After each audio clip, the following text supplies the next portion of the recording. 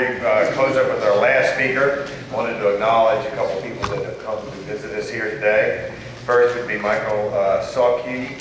He is the Secretary-Treasurer of the Victims of Communism Memorial Foundation, which you've heard about. He's also the Director of the Ukrainian National Information Service and the Chairman of the U.S. Committee on Ukrainian Genocide Awareness, all important issues. I'd also like to recognize Incy Bowman. She is President of the International Committee on Crimea in Washington, D.C. This committee aims to raise awareness about the historical and cultural aspects of the uprooted indigenous people from Crimea, Ukraine. The third person would be Carl Alto, who is also a director of the Victims of Communism Memorial Foundation.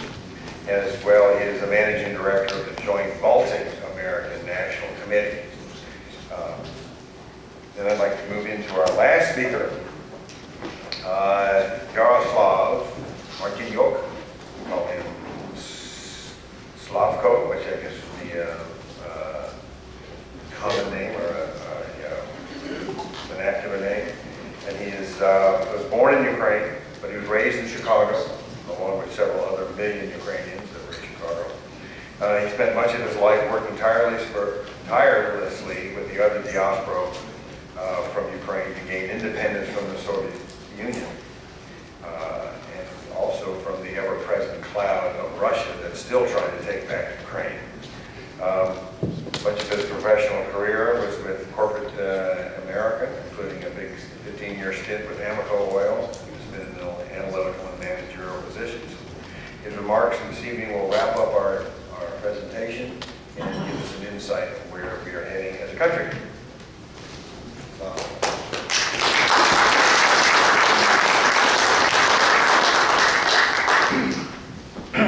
Thank you very much, Jeremy.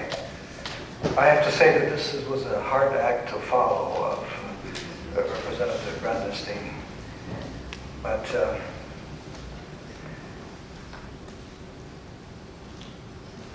at the end of World War II, my family fled Ukraine and eventually ended up in the displaced persons camp in Bavaria. And in 1949, we had the good fortune to emigrate to the United States. However, the greater part of my family stayed behind, remained in Ukraine, and it is the story of their ordeal in the Gulag that I would like to tell. At the same time, at the second half of my talk, I'd like to raise the public awareness to the disturbing parallels between the system that existed in the Soviet Union and trends emerging in the US today. Before I elaborate on that, I want to share with you the results of a spontaneous sociological experiment that I conducted with a group of hikers, young hikers on the Appalachian Trail here in Virginia. I was interested in what they were thinking and what they wanted to know, so I made it a point to ask them about a topic that was on my mind at that time, and this was the Soviet Gulag. So discreetly, I asked a group. Francois was with me at this hike. Do you know what the Gulag was? And the second question is, do you know what the Holocaust was? I had a pretty good hunch what kind of answers I might expect, but what I heard was absolutely startling, if not shocking. All of the people knew about the Holocaust. Hardly anybody had ever heard of the Gulag. Some of the answers I got were verged on the comical. Gulag, isn't that some sort of an African food? Gulag, yes, that's a Nazi faction. And with conviction, you know, wasn't that a political party in the Soviet Union? And another hiker confused Gulag with Google, which turns out to be a Himalayan medicinal root. I should not have been surprised, given the academic environment permeated with, I'll read this, postmodernist cultural relativism, where teaching of history has been marginalized and replaced by social theorizing that denies the existence of truth. We have a generation of students that never heard of the Gulag or even about life under communism. Let me tell you something about the Gulag. The Gulag was an efficient killing machine that developed by Felix Dzerzhinsky, head of the Soviet secret police, and later used as a model by for Hitler's concentration camp. It's practically impossible to say how many people perished in the Gulag or the Laogai of China. We know one thing, that the Gulag was huge.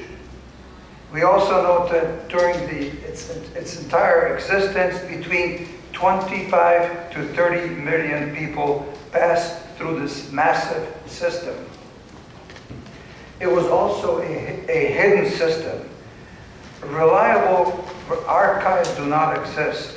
And Anne Applebaum, in her book on the Gulag, writes that it's difficult to estimate the number of victims because Stalin personally directed the constant and relentless purging of the archives, a practice that continued long after his death. In this photograph, you see a large family, and you have there my uncles and my aunts and my grandparents. This picture was taken in 1937. When the Red Army came to Western Ukraine in July of 1944, this 10-member Martyniuk family was completely broken apart. Two of the brothers, I wish I had a pointer to point them out, but two brothers on the left side fled west, two stayed behind. The older stayed behind, Petro, changed his identity and went underground. The youngest, at this time the young man sitting on the stool, he was in 1944, he was 20 years old. He joined the Ukrainian partisan army, or Ukrainian insurgent army called UPA. Uncle Dozik was a Kolyma survivor. For those of you who have not heard of Kolyma, it was a death camp on the Arctic Circle if you look at the map, in the northeasternmost corner of Siberia, across the Bering Strait from Alaska on the Arctic Circle.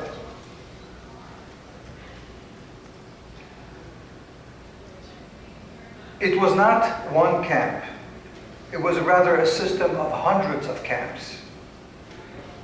Many of you have heard of Dachau, Buchenwald, Treblinka. In the Soviet Union, there were hundreds of Dachaus, hundreds of Buchenwalds, and hundreds of Treblinkas, spread across the waste of Soviet Siberia, from Ukraine all the way to the Pacific. So, here's a map, and this is a map of all the places where my family had spent some time. But I'll go back to Uncle Dozik because I met him before he died, and he told me the story of his ordeal in the Gulag. Dozik was as a member of the underground UPA, was engaged in a firefight with the NKVD, where he was very badly wounded. He was shot in the abdomen, and literally with his guts spilling out, he was interrogated and sentenced to 10 years in hard labor in Siberia. First, Dozek was sent to Karaganda in Kazakhstan, which is on the bottom. Then he was sent to work on the Trans-Siberian Railway and a branch called the Baikal-Amur Mainline Railway in Central Asia. And then eventually he ended up in Kolyma.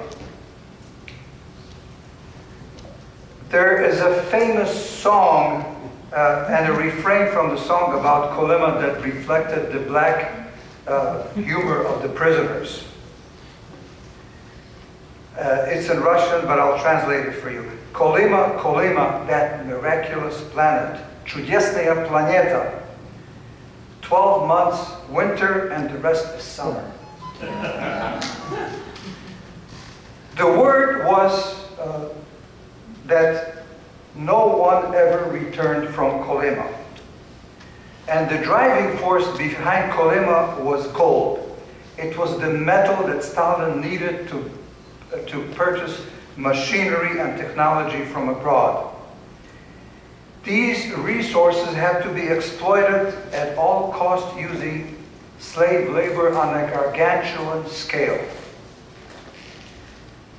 In Kolyma, Dozek was first assigned to a logging operation, which meant felling and cutting of trees at temperatures as low as minus 40 degrees centigrade, which translates also to minus 40 degrees Fahrenheit.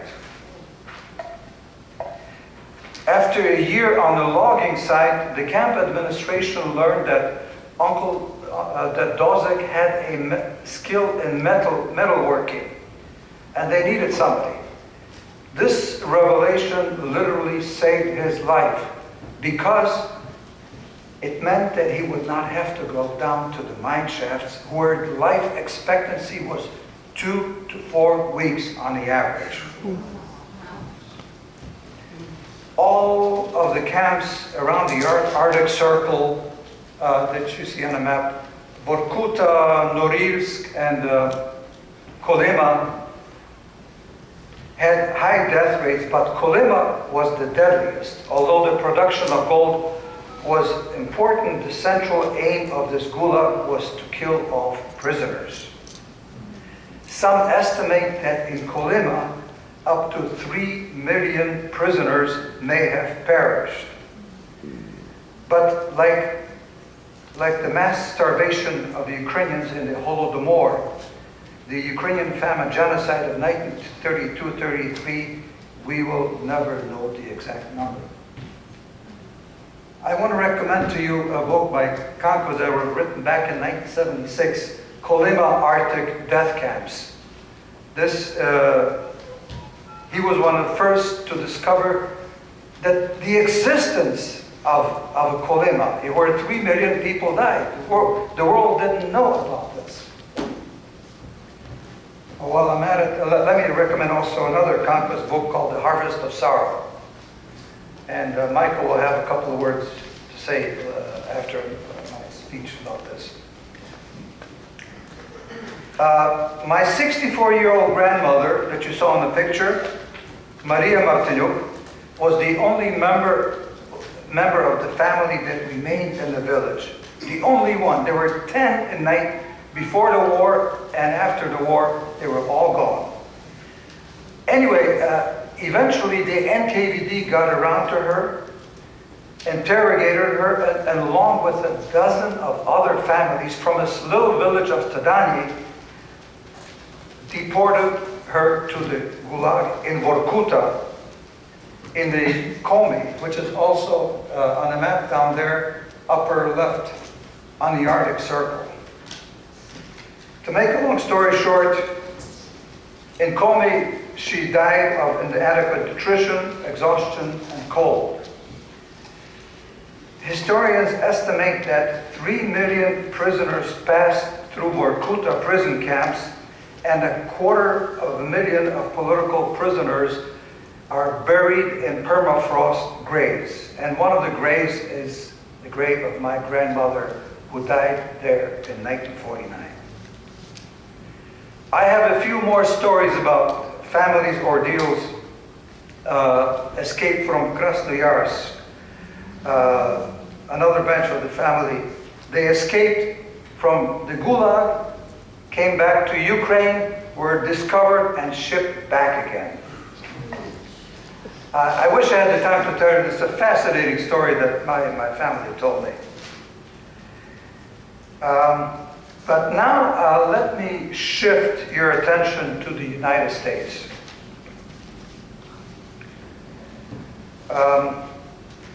Because I see a number of disturbing parallels between the practices in the USSR and the trends that are taking place in the United States today.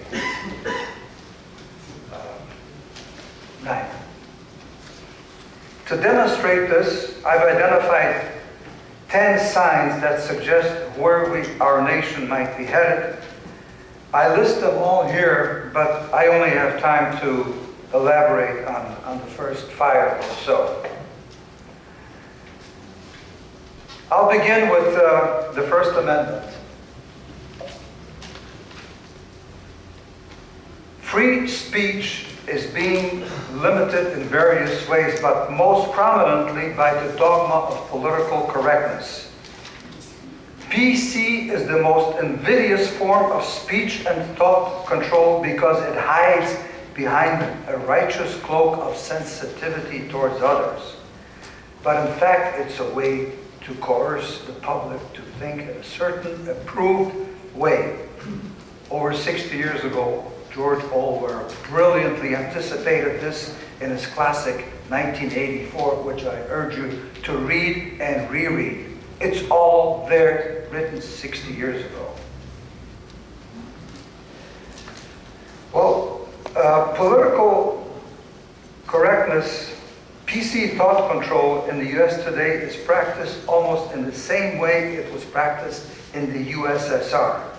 And to illustrate, I will recall you the episode of Juan Williams, which took place 3 years ago, and some of you are familiar with. Juan Williams, an NPR journalist at the time, said that when he sees people in Muslim garb on an airplane, he gets nervous. For this, NPR fired him. Fired Juan.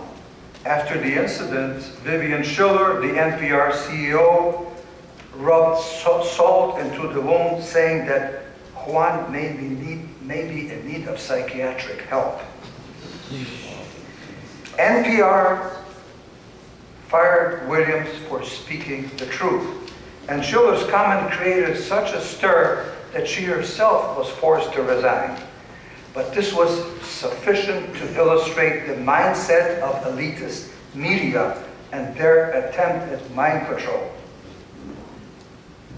Juan Williams' incident eerily reminds me of the case of Leonid Plющ, the Ukrainian intellectual dissident who in the early 1970s was forcibly locked up in a psychiatric hospital for anti-Soviet activity of criticizing the Communist Party. While in a hospital called Psychushka, he was tortured and treated with injections to the point that he broke down psychologically.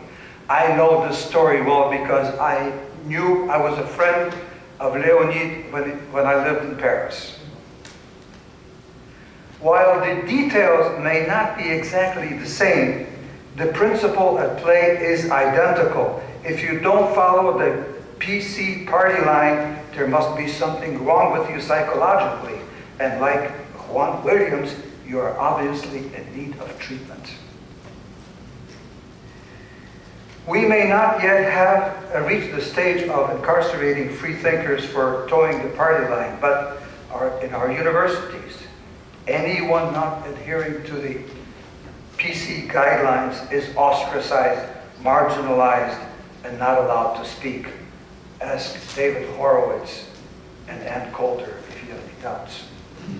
Similarly, if you lose your job, you may lose your job if you stray outside the politically guidelines in the workplace, or you may find yourself ostracized, thrown out of clubs and associations. I feel that we are well on our way towards emulating the European speech codes. A noted Soviet dissident, Vladimir Bukovsky, and a Gulag survivor living in London now, said that while we may not yet have a Gulag, Europeans have in effect imposed an intellectual Gulag and on its citizens in the form of political correctness, and he is correct.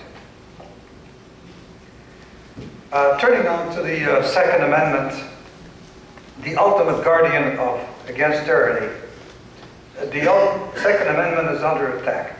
One of the first acts every authoritarian leader undertakes is to take away weapons in the hands of the citizens because it removes any serious resistance to the coercive actions that he may wish to impose on the public.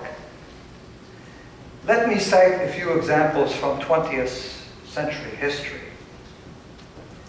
In Ukraine, the country where I was born, one of the first things the communists did was to take away any weapons the populations possessed. At the end of World War I, Ukraine was flooded with weapons left over from World War I and the Civil War. In addition, the Ukrainians had a long and proud tradition of struggling with tyranny, going all the way back to the Cossacks of the 16th century.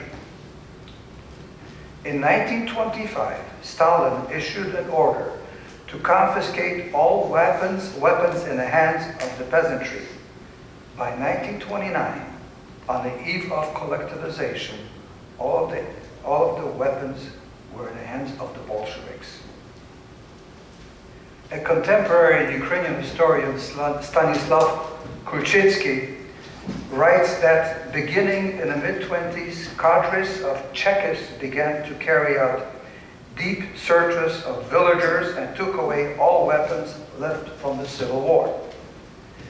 This was the first step toward implementing forcible collectivization that today we know resulted in the death of 6, maybe as many as 10 million victims, most of which were starved to death because in 1932-33, every last grain and morsel of nourishment was taken away, sold abroad, or just left to rot in warehouses.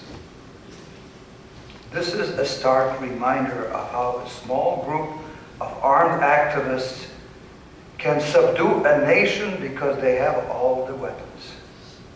And that is why only 25,000 Bolshevik cadres with guns were able to subdue 25 million Ukrainian peasants whose weapons were taken away several years before.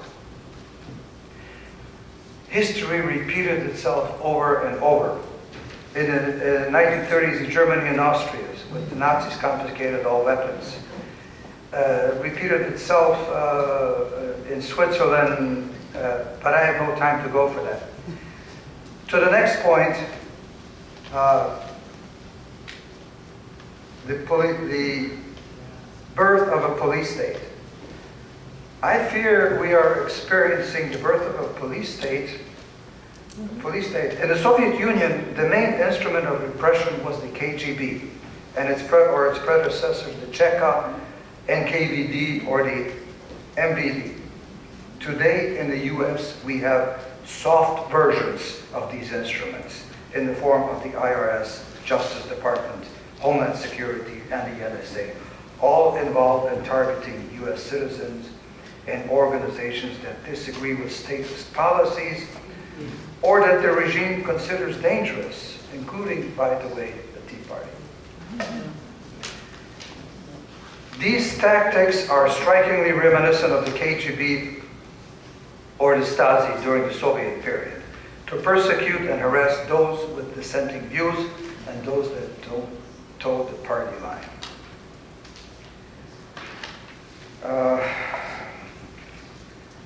Just very quickly, I'm going to skip a lot of materials here. The word liberty seems to be conspicuously missing from President Obama's speeches. In fact, he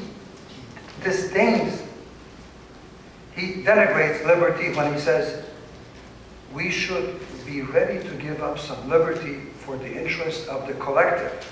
The collective. Which brings me to Obama's persistent emphasis on the collective and the collectivist spirit. In using these code words, Obama could not have been clearer when he pronounced, we must unite in collective action, build collective institutions and organizations. In the Soviet Union, the individual didn't count. The collective is what mattered. In modern times, collectivism has become synonymous with the political culture and system of the former Soviet Union, specifically the ideologies of Marxist-Leninism. And I remind you again that it was collectivization of Soviet agriculture that led to the Ukrainian genocide famine. While promoting collectivism, Obama is also disparaging individualism. I've read a brilliant piece. It's a long, long essay, but I'll reduce it to its minimum. Professor Kenneth Minogue, an eminent thinker and political philosopher in the London School of Economics, argues that individualism is in fact the essence of freedom. Minogue postulates that modern European states differed from other cultures by the moral practice of individualism. Non-European societies not based on individualism led to models such as the Hindu caste system, Muslim Sharia, and the hierarchies of the Middle Kingdom in China, and every other order right up to tribal cultures. What accounted for these conspicuous differences between European and other cultures, Minogue argues, is individualism. Francois, let's skip to 18. There's a great paradox. Let me conclude by saying, first, another point I want to make. By themselves, any one of these policies, directions that I outlined would not suggest that anything alarming is happening. However, when one takes into account the totality and the vast scope of these actions, and the fact that they are all occurring during the term of a radical left president with a lifetime of Marxist roots and associations, any astute observer with a grounding in history will ask, quo vadis? Where are you taking the United States of America, Mr. President? And to conclude, I'll try to answer this question and clarify one of the great paradoxes of our age. Why people here and elsewhere continue to believe in promises and slogans of leftist demagogues who advocate socialism. To be sure, the communist ideology has been so thoroughly discredited that even the socialist label, communism's close relative, has become tarnished and replaced by brands like progressivism, liberalism, labels that camouflage their authoritarian tendencies and collectivist nature. As the saying goes, no matter how much lipstick you put on a pig, it's still a pig. Socialist ideas live because our institutions of our higher learning relentlessly promote socialist thinking. American universities in particular have been complicit not only in masking and sanitizing communism's past, but promoting its core beliefs. Leftist professors are left to brainwash young students with revisionist history, scrupulously avoiding the black deeds of communism. The end result is a deplorable ignorance of communist true legacy that I described at the outset with the young people. Communism is also alive because it has never been fully discredited, like Nazism. In some Western elite circles, socialist, communist cause remains respectable because the idea was and is noble. Solzhenitsyn, who saw it all coming, was right when he said, "It is as if the West does not want to know the truth until the moment when this knowledge has ceased to be of use." Thank you.